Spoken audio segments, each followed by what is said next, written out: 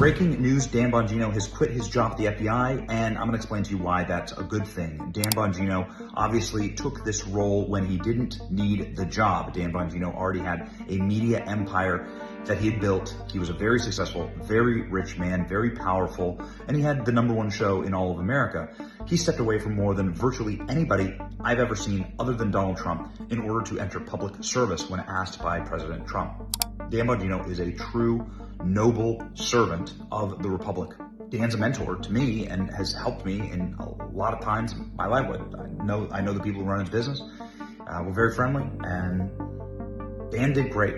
To step away from all of that at the very height of his success to go down to the lowest possible place, which is the FBI, that takes a lot of guts, and it takes a really good person and somebody who loves their country. The point is that can the FBI be reformed? Well, Dan Bongino, I think, did his best. It's quite frankly, and a job that most people thought was impossible, to reform the FBI. Dan Bongino fired a lot of bad people. Dan Bongino locked up a lot of bad people. Dan Bongino made major reforms and changed the culture at the FBI. The FBI, under Dan Bongino's stewardship, was able to catch Tyler Robinson, the pipe bomber.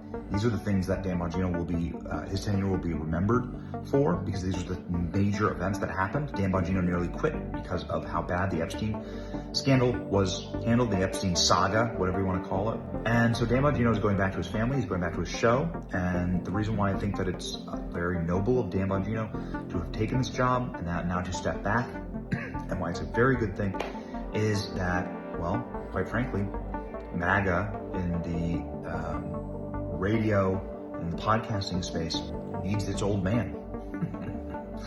There's no other way to explain it. There needs to be somebody who's like OG America First, MAGA, who like knows the president really well, who knows the insides and outs of this administration, the deep state, and is a trendsetter, and that's what Dan always was. Dan is just like the OG man. He was the guy who started podcasting back before anybody even knew what it was. He's sort of like a Joe Rogan to all of us, and it's like great to have that back. And nothing but love, right, for Dan Bongino. So this is my take on Dan Bongino and his exiting the FBI and entering back into the podcast space. Let me know your take in the comment section. But most importantly, man, this guy gave up so much to go serve his country, and that's really, really honorable. We never see that anymore. So shout out to Dan. What's up? A real one.